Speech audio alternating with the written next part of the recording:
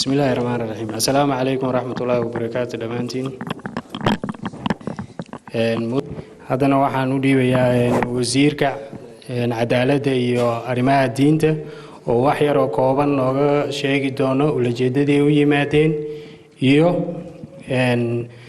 wax qabadkii Puntland intuu asoo wasiirka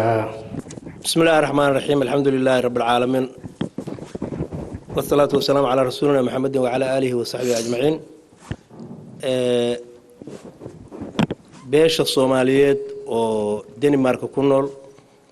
قارهام بونتلان وحفلة عاو هالكان كل قطي يا صومالي ذكروا الصومالي وين كردن يا أنت عدك يا مغلي السلام عليكم ورحمة الله وبركاته ادعو إلى سبيل ربك بالحكمة والموعظة الحسنة وجادلهم بالتي هي أحسن إن ربك هو أعلم بمن دل عن سبيله وهو أعلم بالمهتدين بركان إذنك ورامو يعني سفر كان أني قيبت برنامجك وحان الدين إياه برنامج كان برعد بيضة يلا دقالن كذا يعني قاسمها لكن وحيرو كوبا أنا وهالكان كهر وحان وتغنى سيشيلس بان تغني أو محابيس الصوماليات وهالكا كوحين لا أفرتن يوتضبا marka tiintii yar baan soo saxiixnay oo in awalna madaxweynaha Dr. Cabdiraxmaan ayaa May wuxuu iclaamiyay adduunka u sheegay qof kasta oo Soomaaliya oo dibadda ku xiran in dalkan la keeni karo soo xabiskiisa ugu dhamaysto anaguna tiibaanu sii wadnay waayo dhalinyaradaas waa dad aad u yar yar weey 20 jiro iyo 22 jiro haddii 10 sano inta la xiro oo goorta meel kale lagu soo xiro oo goortaas dhaqan kale isagoo la yimaad bulshadiiba ku soo noqonaya wuxuuna noolaan karaa haddii Ilaahay u qadaro ilaa 50 sano dambe marka dhibaato ayuu noqonaya marka waxaan door bidnay in dalka gudihiisa la keeno oo dhaqan cilin lagu sameeyo oo wax la baro oo la diyaariyo akhlaaqaad ahaan yaani beesha caalamkuna ay naga taageerto oo xabisyada laga dhigo yaani lifestyle-ka yaani dawladaha hore u maray marka qof kasta oo Soomaaliya oo yaani meeshuu doonaha ku dhashay saasaan anagu fikradaas aanu qabnay aanu halkaan marka waxa barnaamijka ay wadeen hadda wuxuu ahaa qaabkii loo sharciyeyn lahaa iyo in meel kale lagu maxkamadeeyo iyo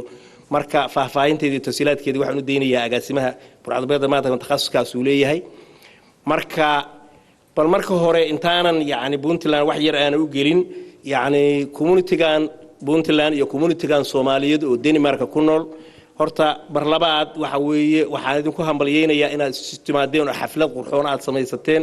oo hadee waa fiican tahay waxa weeye Soomaalinimada hadii aan la helin waxba la heli maayo dalkeeni waa uu burburay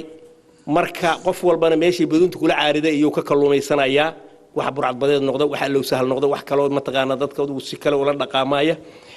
marka Soomaali weyn hadaan la helin wax gooni loo helayaa ma jiro يعني Soomaali weyn hadii aan la helin waliba dadka dhalinyarada mustaqbalka iyaga ah inuu teamka aniga leegleekay raala layga ahaado decade-kan waxa ilaa taynaan anu dhaafayna way iska tagi doonaa marka inaan generationka yar yar looga tagin dhibaato dadka waaweyn intay is yaqaanin wax ka nool yihiin in Soomaalinimada guud ahaan la raadiyo khaasatan meeshii marka aad joogtaan mujtamaci waxaad ku jiri karaysaan idinkoo hal community oo barnaamij fiican leh oo barnaamijka ku shaqeyn kara ma aragtay adduunka waxaan qabyaladan uu ka tagay sideeda ahaana bahalaha isku nooca isma cunaan I don't know why Soomaalida waxaan la yaabanahay dadka bahalaha isku nooca isma cunaan waxa arkaysaa 100 mas oo isu wada joogto isoo la laabanaya waxa arkaysaa bahala kale oo wada socda waxa isku nooca isma cunaan Soomaalida waa fenomena cusub laakiin inay dad qurxoon yihiin oo muuqaal wanaagsan oo dal wanaagsan oo luqad wanaagsan oo aqli wanaagsan waajida laakiin xoogaa ciladaas ku dhacday marka in waxaas qof walba wuxuu qaban karo kun jamiilan taral wujuud jamiila qof walba wuxuu qaban karo wanaag inuu qabto oo si honest inaga adduunka waa ka tageynaa wama khalaqtul jinna wal insa illa ya'budun ilaahi azza wa jalla dadka wax kale uma abuuran in ay maaragta caabudaan ma ahane saa u noolan lahayd barnaamijkiisa isaga ayuu ku diyaarshay dhinacaas goorta marka qoladiina hadda eridan joogta hadda saa isugu xirantay wax ka qaban karaan ilmaha wax la baro dhalinyaradan loo daayo horumarkuna wuxuu ku jiraa xigmatul shuyuukh waxa weeye waa xamaasatul shabaab dadka dhalinyarada dhaqdhaqaaqooda iyo dadka waaweyn xigmadooda dadkiina waaweyn wali wax xigmad baa loo baahan tanaasul loo sameeyo dhalinyaraduna ay wax kasta wadaan marka wax qabsada oo wax barta oo barnaamijka oo wax kasta bahanaado waqtigu uu idin kalluumin mujtamaca Soomaaliyeedna waxa u dari karaan u dara dalka abaar baa ka socota haddii aad saddex goor wax cuntaan laba goor wax cuna marka booda oo marka ummadda Soomaaliyeed wax u dira ummadda Soomaaliyeed wax u dira $100 hadduu qofku u diro reerkiisi waxbuu taray waxa hadda noo raaci doona agaasimaha la dagaalanka burcadbadeedka Cabdirasaaq Maxamed Dirir duceysani oo asaguna warbixin sidaas oo lamid ah iyo shaqadiisa la siin doono bismillaahir rahmaanir rahiim dhamaantiin mudanayaal iyo marweyn waa salaamaya waxaan ku salaamayaa salaanta islaamka mar labaad assalaamu calaykum waraxmatullaahi wabarakaatuh waxaad iga hormariseen ajaayo oo waxaweye ma hambeyn baan u malaynayaa waayo waa mar waa abwaan mar waa sarkaal ciidamada mar waa wadaad marna waa wasiir marka wax uu ka tegay ma jirin baan u malaynayaa marna waa aqoonyahan taa markaan ka gudbo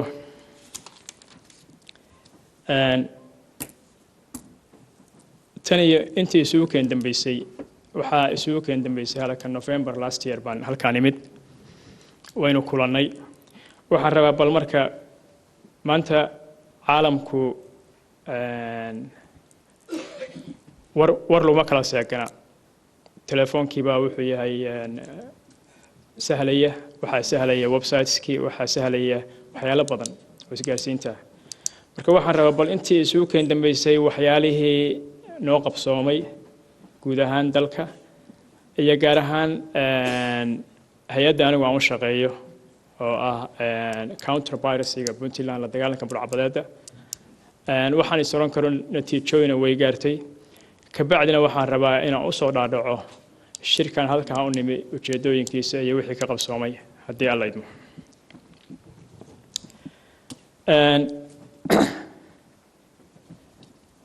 Puntland waad la socotaan waxa weeye hadda 2 sano ay jirsatay maamulka hadda ka armiya dalka 2 sano ma dhib yarayn hawlaha la soo maray haday noqon lahayd xagga nabadgelyada waayo dawladda waxa uu ahaa priority number 1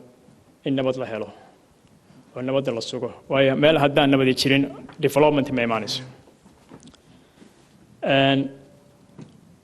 waxyaalaha aan oran karo waa highlights oo la qabtay waxaa jira waad la socotaan hadda ka hor in nadwo lagu qabtay Puntland culamaa diina ay ku qabteen Garowe waxaa kaloo jiray shirkii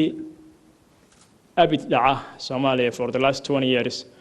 oo dumarka Soomaaliyeed meel kasta la isaga keenay oo ka dhacay Puntland wuxuuna u dhacay si successful ah not only reer Puntland ma ahayn Soomaaliya oo dhan bay ka yimaadeen xataa Djibouti baa laga yimid Somaliland baa laga yimid waxaa kaloo jiray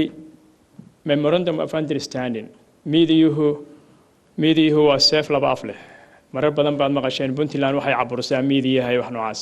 marka iyadana waxaa la kala saxiixday memorandum of understanding miidiyaha iyo dawladda waxaa la qabtay oo idinku laftigiina markhaanti ka tihiin cayaarihii gobollada oo bishii December soo gabagaboobay si nabadana ku dhamaaday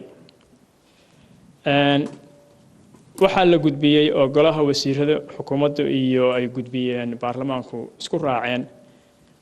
markii ugu horeysay xeerka waxaa la yiraahdaa lagu dhaqayo la dagaalanka burcadbadeed anti piracy law baa la gudbiyay oo hadda lagu dhaqmayo waxaa kaloo la socday xeerka waayo waxyaalaha imika maqashaan burcadbadeed ma maqashaan laakiin markii maritime security laga hadlayo burcadbadeedu just waa one component waa qayb ka mid ah laakiin waxaa jira tahriibtu waa ka mid sunta lagu qubayo baduhu waa ka mid illegal fishingku waa ka mid waxaa soo miran waxay ka mid yihiin waxyaalaha maritime security marka laga hadlayo marka xeerkan waa la gudbiyay waxaa kaloo la gudbiyay xeerka tahriibta iyo argagixisada labadaba waxaa soo maray dalka dagaal la dagaalamayay waad maqasheen galgala wixii ka dhacay iyadana si sahlan baa loo gudbay